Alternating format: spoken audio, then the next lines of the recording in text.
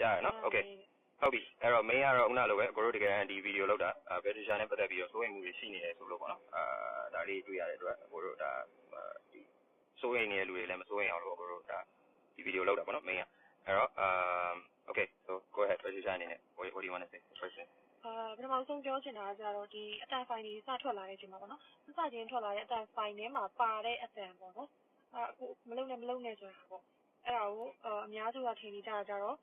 sexual assault တို့ဒီ sex တို့ဘာလို့လဲပတ်သက်တဲ့ဟာလို့ထင်တယ်ပေါ့နော်တကယ်တမ်းတော့ဘာမှမဟုတ်ဘူးဖုန်းကိုတကယ်တမ်းတယောက်နဲ့တယောက်ဖုန်းကိုတူးလိုက်တဲ့အချိန်မှာတန်ထွက်လာပေါ့နော်အဲ့တော့အဲ့ဟာတွေပေါ်မှာတကယ်တမ်း sexual assault ဆိုပြီးတော့ title တွေထည့်တယ်ပြီးတော့ media တွေကလည်းတကယ်တမ်းအကြီးကြီးထည့်တယ်အဲ့တကယ်တမ်း main ကဒီပွဲရဲ့တကယ်တမ်း main ကဒါပါလဲဆိုတော့ attention လူတွေကကြားထဲမှာရမ်းလို့ကျင်လို့ပြီးတော့မဟုတ်တဲ့ဟာတွေကိုထည့်ရေးပြီးတော့ခေါင်းစဉ်တွေခေါင်းစုံနဲ့ရေးပြီးတော့ပွဲကြီးဖြစ်လာပါတကယ်တမ်းဘာမှမဟုတ်တဲ့ဟာအဲ့နေရာလဲတကယ်တမ်းyou can talk about the conversation it's a private conversation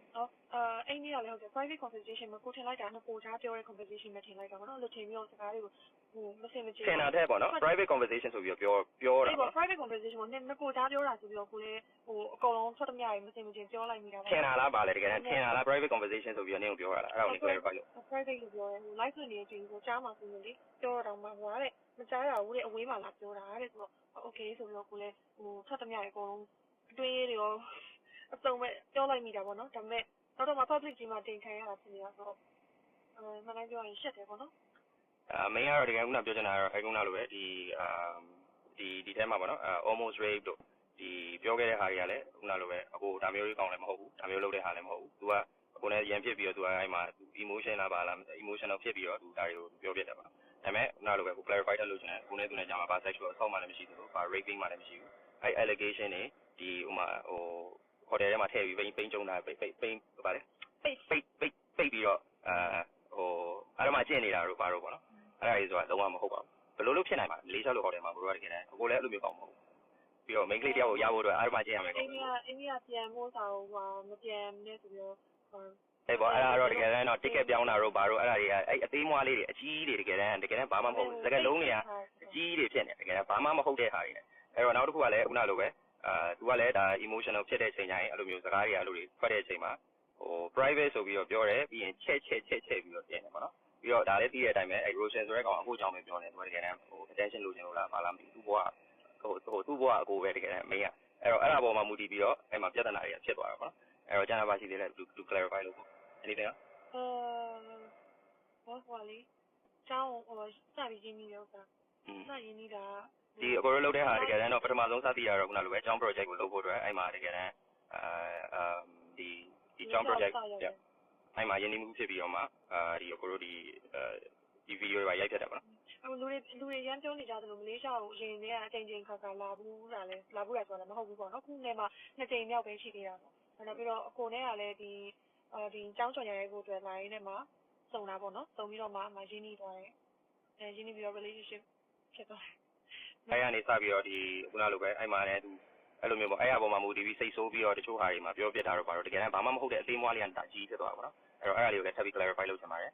်ဘာဖြစ်လို့လဲဆိုတော့သူရှိမှလည်း following ရှိရအခုရှိမှလည်း following ရှိရ right ဒါဘယ်လိုမျိုးဆိုသိက္ခာတွေပုံသိက္ခာတွေလည်းချတဲ့ပုံစံဖြစ်နေတာပေါ့နော်mainly တကယ်ဘာမှမဟုတ်တဲ့ဟာတွေခုနလည်းခုနပြောလို့တချို့အတန်လေးတွေကဒါ sexual assault ဆိုပြီးတော့တင်ထားတဲ့ဟာတွေအများကြီးရှိတယ်အဲ့ဒါလည်းတကယ်ကိုယ်ကိုလူတဲ့အချိန်မှာဒါသူ့ဘက်ကနေအားနဲ့ဟိုသူဟိုဖြစ်တဲ့အချိန်မှာဒါအတန်ထွက်လာတဲ့ဟာကို sexual assault တို့ sexual allegation တို့ပြီးတော့ဒီအကြီးတွေပုံကြီးချဲ့ပြီးတော့ media တွေပေါ့နော်တကယ်တမ်း media တွေပေါ့ ethics ရှိရပေါ့တကယ်ဘာဖြစ်မှန်းလည်းမသိဘူးအကိုတို့ဆိုလည်းကြားထဲမှာလည်းတကယ်တမ်းအကိုတို့မဖြေချင်းဆိုတာကိုအနေနဲ့လည်းကိုဘာမှလည်းလုပ်ထားရကောင်လည်းမဟုတ်ဘူးအဲ့ဒါအတွက်ကိုကလည်းတကယ်တမ်းဘာမှဖြေချင်းစရာမလိုဘူးဆိုပြီးတော့ကိုမဖြေချင်းတာပေါ့ဒါပေမဲ့ကိုကတော့စိုးရိမ်နေတဲ့လူတွေရှိတဲ့အတွက်ဒါကိုတို့အနေနဲ့ဒါ live လုပ်ပြရမှာဒီ video ကကြားထဲမှာလည်းကို video နှစ်ခုလုပ်ထားတယ်တလောကလုံး take care လို့ပြောနေအဲ့ဒါရှင်းလို့ okay အဲ့တော့ဒါလည်းခုနလိုပဲဒီ take care တို့ဘာတို့နဲ့လည်းလုပ်တဲ့ဟာမဟုတ်ဘူးကိုလည်း take care တို့ဘာတို့ပတ်သက်ပေးပြီးတော့ဟိုစားတဲ့ကောင်လည်းမဟုတ်တာဝင်နေလို့ပြကိုလည်းအဲ့လိုမျိုးကောင်မဟုတ်အဲ့တော့ခုနလိုပဲအကိုလည်းတစ်သက်လုံးသမိုင်းလုံးမှာဘာမှမိန်းကလေးနဲ့ပတ်သက်ပြီးတော့ physical right physically harm ဖြစ်တာဒီလို sexual assault မတိန်တစ်သက်လုံးမှာမရှိခဲ့တော့ရုံးမလိုက်ကြတာဆိုတာပါလေ animation ရုံးမလိုက်ကြဆိုတာပါအဲ့တိုက်ဆိုင်မှာအဲ့ဒီဥစ္စာကတော့တခြားဒီဟို mental abuse နဲ့ပတ်သက်တဲ့ဥစ္စာတွေအကုန်လုံးသိမိလိုက်ပြီးတော့ရုံးမလိုက်ကြတာဆိုရင်ကြားတာဆိုတာအများစုကိုပြောတာပေါ့နော်ဒါပေမဲ့သူဒီ case နဲ့တိုက်ဆိုင်သွားတာအဲ့တော့တကယ်တမ်းဘာမှမဟုတ်တဲ့ဟာပါဒါကိုအကိုပြောချင်တာဘာမှမဟုတ်တဲ့ဟာမှာတနိုင်ငံလုံးကြီးဖြစ်သွားတာပေါ့နော်အကြီးဖြစ်သွားတယ်ဆိုတော့လည်းခုနလိုပဲကြားထဲမှာ attention လိုချင်ပြီးတော့ပုံကြီးချဲ့တဲ့လူတွေများလို့ပေါ့နော် အဲ့တော့အဲ့ဒါလေးတွေကိုကိုတို့ထပ်ပြီးတော့ clarify လုပ်ချင်တာပါဒါနောက်ဆိုရင်လည်းဒီလိုမျိုးတွေဖြစ်လာရင်လည်းသိအောင်လို့ပေါ့နော်ဒီလို media တွေဆိုတာတကယ်တမ်းခုနလိုပဲကောင်းစင်တွေကိုပုံစံမျိုးစုံလုပ်ပြီးတော့ကိုတို့သိခါရေးချပြီးတော့တင်တဲ့ဟာတွေအများကြီးရှိတယ်ပေါ့နော်အဲ့တော့အဲ့ဟာတွေပေါ်မှာမူတည်ပြီးတော့ဒီပွဲကြီးလာတာစိုးရိမ်မှုတွေလည်းများလာတယ် anything else I think is there nothing else is there anything မရှိတော့ okay အဲ့တော့ဒီဟာနဲ့ပတ်သက်ပြီးတော့လည်းကိုတို့နောက်ပိုင်းလည်းဖြေရှင်းမှုမရှိတော့ဘူးဘာလို့လဲဖြေရှင်းကြလည်းမလို့တော့ဒါလည်း clear ဖြစ်နေပြီပေါ့နော်အဲ့တော့soကိုတို့ရဲ့ဒီ relationship ကလည်း whatever it is we're going to be private we're not going to talk about anything else it is regarding this ကိုတို့ထပ်ပြီး clarify လုပ်ဖို့လည်းမရှိတော့ဘူးခုလောလောဆယ်မှာကဲဆယ်ခြင်းတဲ့ကောင်တွေကဲဆယ်ရေးလည်းမပူပါနဲ့တော့ဘာမှဖြစ်နေရတယ်မဟုတ်ဘူးအေးအေးဆေးဆေးပါပဲအဲ့တော့အဲ့ဒါနဲ့ပတ်သက်ပြီးတော့လည်းကိုတို့မစိုးရိမ်ပါနဲ့တော့ register နဲ့ပတ်သက်ပြီးတော့စိုးရိမ်ကြလည်းမလို့ဘူးဘာမှကျူးလွန်ထားရတယ်လုံးဝမရှိခဲ့ဘူးအဲ့တော့ဒါကျန်တာတော့ I think from me is done anything else for you last word ရှိတော့ anything else no okay အဲ့ဆိုရင်ဒီမှာပဲကိုတို့ end လိုက်တော့မယ်ပေါ့နော် thank you